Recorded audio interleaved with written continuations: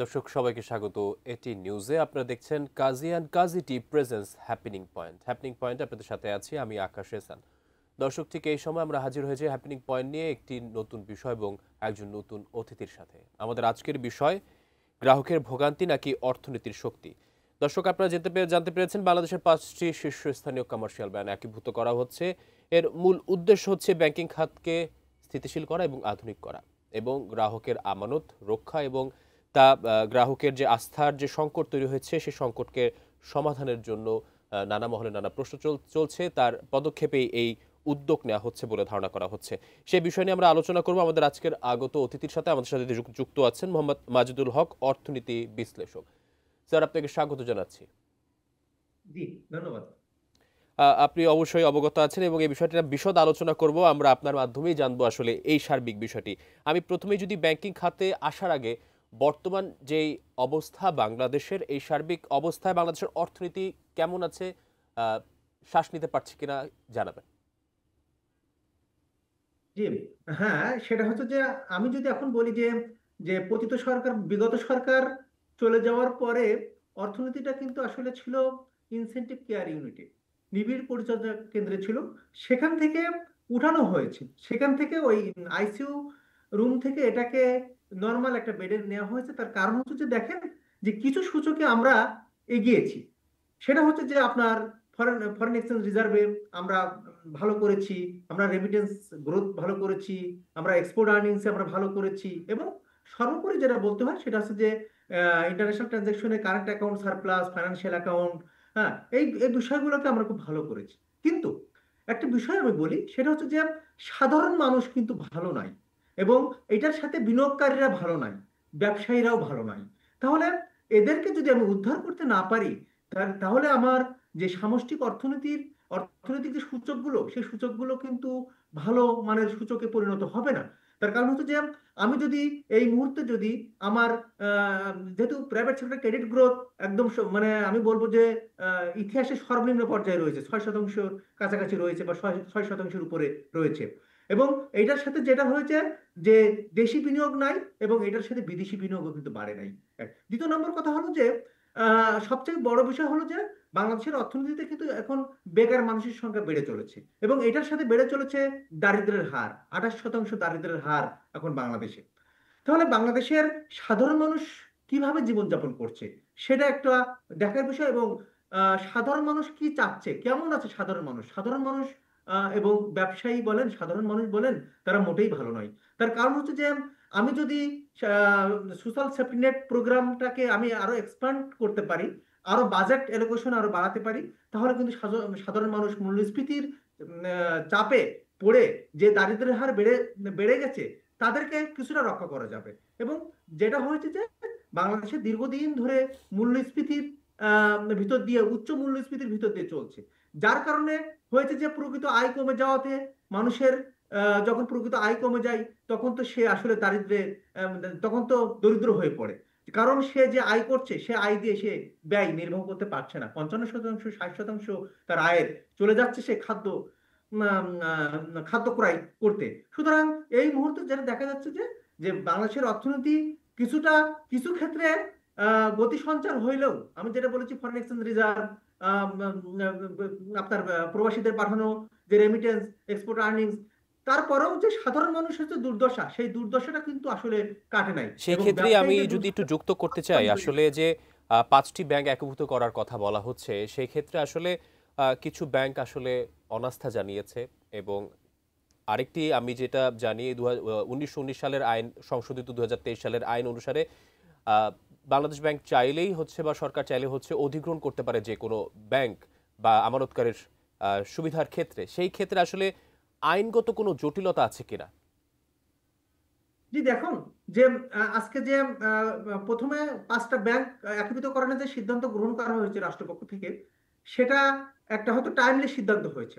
তার কারণ হচ্ছে যে আমি যদি একটু ব্যাকগ্রাউন্ডে যাই, কারণ আজকে যে ব্যাংক খাতের যে দুর্দশাটা হয়েছে, আজকে যে রাষ্ট্রায়ত্ত ব্যাংক বলেন, আপনার ব্যক্তি খাতের ব্যাংক বলেন, এই যে এই ব্যাংক খাতে যে দুর্দশা হয়েছে, ব্যাংক খাতের যে গভীর সংকটে পড়ে গেছে ব্যাংক খাত, আজকে এই দায়ভার আসলে কার? প্রথম প্রশ্ন আমার এই জায়গাটা, এবং আমি উত্তরও দিব।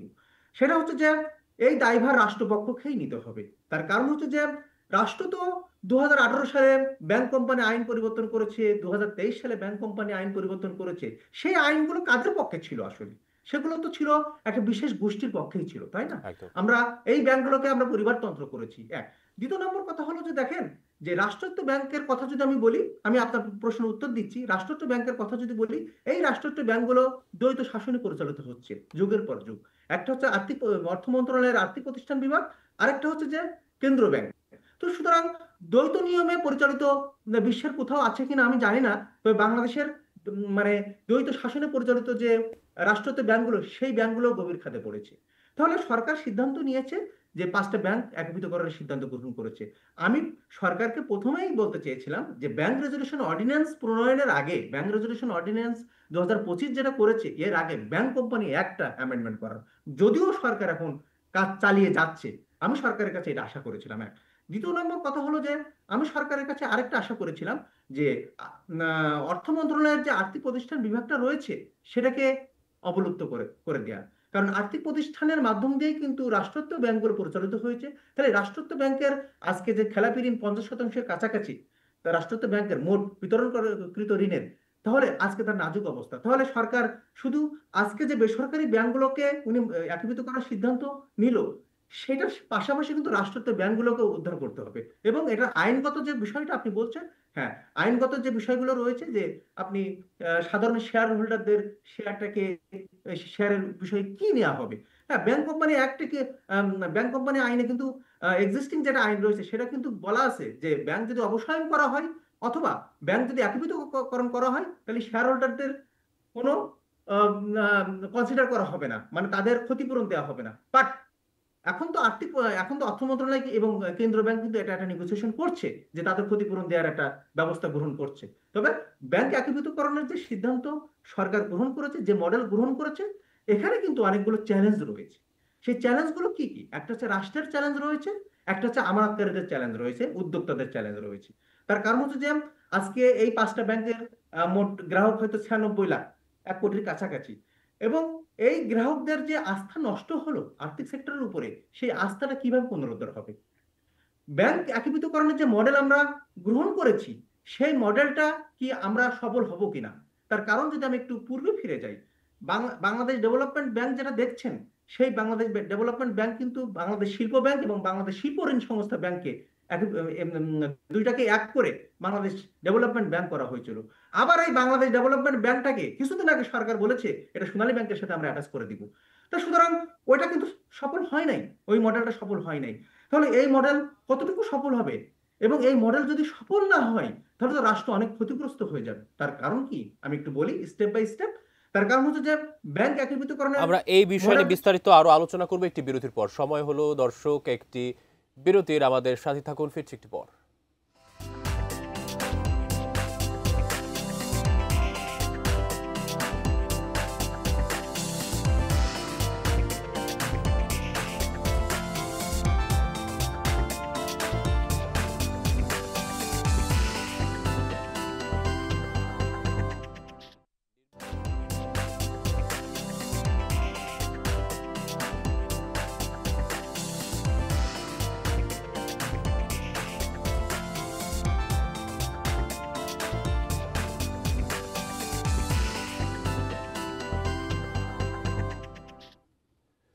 দর্শক, বিরতির পর আবারও ফিরে আসলাম Kazi and Kazi tea presents happening পয়েন্টে। ফিরে যাচ্ছি আলোচনায়। জনাব মাজেদুল হক, আমরা আলোচনায় ফিরে যাচ্ছি, আপনার কাছে আসছি। আমরা এই বিষয় নিয়ে কথা বলছিলাম। একটি বিষয় আসলে গুরুত্বপূর্ণ, গ্রাহকের একটি প্রশ্ন আছে যে সামনে নির্বাচন, সেই নির্বাচনের পরে নির্বাচিত সরকার আসবে এবং রাজনৈতিক খাতে শক্তিধর যারা বা অর্থনৈতিক খাতে যারা শক্তিধর, তারা কি এই ধারাকে একীভূত হওয়ার যে বিষয়টি কি বাধাগ্রস্ত করতে পারে কিনা, কি বলবেন? জি দেখুন, খুব গুরুত্বপূর্ণ একটা প্রশ্ন করেছেন। সেটা হচ্ছে যে অন্তর্বর্তী সরকার সংস্কার কাজ করে যাচ্ছে, সংস্কার কাজ চলমান, সব সংস্কার কাজ কিন্তু শেষ হয় নাই। কিন্তু এই সংস্কার কাজকে এগিয়ে নেওয়ার জন্য দায়িত্ব পালন করতে হবে কিন্তু রাজনৈতিক সরকারকে। এখন রাজনৈতিক সরকার যদি এই সংস্কার কাজটাকে এগিয়ে না নেয়, তাহলে এই সংস্কার করাটা ব্যর্থ হবে। এবং আরেকটা বিষয় হলো যে অর্থনীতি আরো গভীর সংকটে পড়বে। তার কারণ যদি আমি কিছু কারণ যদি আমি আপনাকে বলি, সেটা হচ্ছে যে 2013 সালে কিন্তু আপনার ব্যাংকগুলো দেওয়া হয়েছিল রাজনৈতিক বিবেচনায়। যে 9টা ব্যাংক দেওয়া হয়েছিল ঠিক ঠিক সেই 9টা ব্যাংকই গভীর সংকটে পড়েছে, রাজনৈতিক বিবেচনায় ব্যাংকগুলো পরিচালিত হয়েছে। তাহলে বাংলাদেশের যেটা হয়েছে সেটা হচ্ছে যে রাজনৈতিক সদিচ্ছা যদি না থাকে, তাহলে কিন্তু আপনি আর্থিক খাতের উন্নয়ন আপনি করতে পারবেন না। তার কারণ হচ্ছে যে দেখেন যে বাংলা একটা অর্থনীতির ভিত্তি চারটা মূলত। আমি যদি বৈশ্বিক অর্থনীতির কথা বলি, একটা হচ্ছে যে ব্যাংক খাত, একটা হচ্ছে যে স্টক মার্কেট, একটা হচ্ছে বন্ড মার্কেট, স্টক মার্কেট, একটা হচ্ছে যে আপনার নন ব্যাংকিং ফাইন্যান্সিয়াল ইনস্টিটিউশন, আর একটা হচ্ছে যে আপনার বীমা খাত। কিন্তু দুঃখজনক যে বাংলাদেশের ব্যাংক খাত বাদে তিনটা খাতই কিন্তু আস্থা অর্জন করতে ব্যর্থ হয়েছে। কেন ব্যর্থ হয়েছে? রাজনৈতিক সদিচ্ছার অভাব ছিল সেখানে। আমার রেগুলেশন, আমার স্ট্রং রেগুলেশন আমি আনতে পারিনি। আমি কেন্দ্র ব্যাংক কাজ করেছে, অর্থ মন্ত্রণালয়ের আর্থিক প্রতিষ্ঠান বিভাগের ইউনিট অফিস হিসেবে কাজ করেছে দীর্ঘ 15 বছর ধরেই আমার জানা মতে।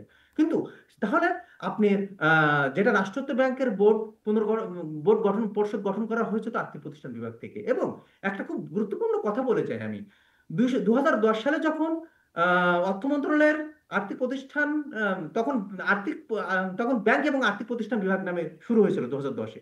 ঠিক 1 মাস পরে বিশ্ব ব্যাংকের প্রতিনিধিরা বলেছিল যে এই আর্থিক প্রতিষ্ঠান বিভাগ কেন্দ্র ব্যাংকের স্বাধীনতা খর্ব করবে। সেটাই কিন্তু আমরা দেখতে পেরেছি এখন, সেটা হয়েছে শেষ পর্যন্ত। এবং তাহলে যেটা দেখা যাচ্ছে, তাহলে আজকে যে আমানতকারীদের এখন এখন এই ভাগ্যটা মানে তাহলে কি এই আমানতকারীদের দায়িত্বটা কিন্তু রাষ্ট্রের নিতে হবে। হ্যাঁ, রাষ্ট্র যে সিদ্ধান্ত গ্রহণ করেছে ব্যাংক একীভূতকরণের সিদ্ধান্ত, এবং এটা দ্রুত করতে হবে। কারণ আহ আমানতকারীদের স্বার্থকে কিন্তু জোর করে দেখতে হবে, সব থেকে মানে খুব গুরুত্বের সাথে দেখতে হবে। একটা আমানতকারী যদি আজকে এই এই এই দুর্বল ব্যাংকগুলো থেকে যদি আমানত না পেয়ে যদি আজকে সে ফিরে যাচ্ছে, এই দায়ভারটা কিন্তু রাষ্ট্রের নিতে হবে। এই দায়ভারটা কিন্তু কারণ কারণ হচ্ছে যে ব্যাংক পরিচালিত হয়েছে তো একটা রেগুলেটরের মাধ্যম দিয়ে, তাই না? একটা রেগুলেটরের কাছ থেকেই লাইসেন্সটা নেওয়া হয়েছে। ব্যাংকগুলো যখন দুর্বল হয়ে যাচ্ছিল, এই ব্যাংকগুলোর যখন ক্যাপিটাল শর্টফল হচ্ছিল, এই ব্যাংকগুলোর যখন কারেন্ট অ্যাকাউন্ট শর্টফল হচ্ছিল, তখন কি কেন্দ্র ব্যাংক জানতো না? কেন্দ্র ব্যাংক তো সবকিছু জানতো। রাজনৈতিক উদ্দেশ্যে টাকা ছাপিয়ে তো ব্যাংকগুলোকে সাপোর্ট দেওয়া হয়েছে। দিয়েছে কারা? দিয়েছে তো রেগুলেটর দিয়েছে। তাহলে রেগুলেটর সবকিছু আগে জানতো। তাহলে রেগুলেটরকে এখন দায়িত্ব নিতে হবে প্রত্যেকটা আমানতকারীর জন্য টাকা না নিয়ে ব্যাংক থেকে ফিরে না না যায়। এটা আপনার 24 ঘন্টার ভিতরে, আমি মনে করি 24 ঘন্টার ভিতরে রেগুলেটরকে এই দায়িত্বটা বহন করতে হবে। যে রেগুলেটর টাকা ছাপিয়ে রাজনৈতিক ইচ্ছা পূরণ করেছে, শর্ত পূরণ করেছে, সেই রেগুলেটরকে কিন্তু আমানতকারীদের স্বার্থ দেখতে হবে। না হলে বাংলাদেশের অর্থনীতি সামনের দিকে এগিয়ে যেতে পারবে না। আরেকটা বিষয় আমি বলি, চ্যালেঞ্জ রয়েছে আপনার। যে টাকাটা 35,000 কোটি টাকা এখন সরকার বলছে, এখন 20,000 কোটি টাকা সরকার দিবে, কিন্তু আপনার বাংলাদেশের যে বাংলাদেশ তো এখন ঋণ নির্ভর অর্থনীতি হয়ে গেছে।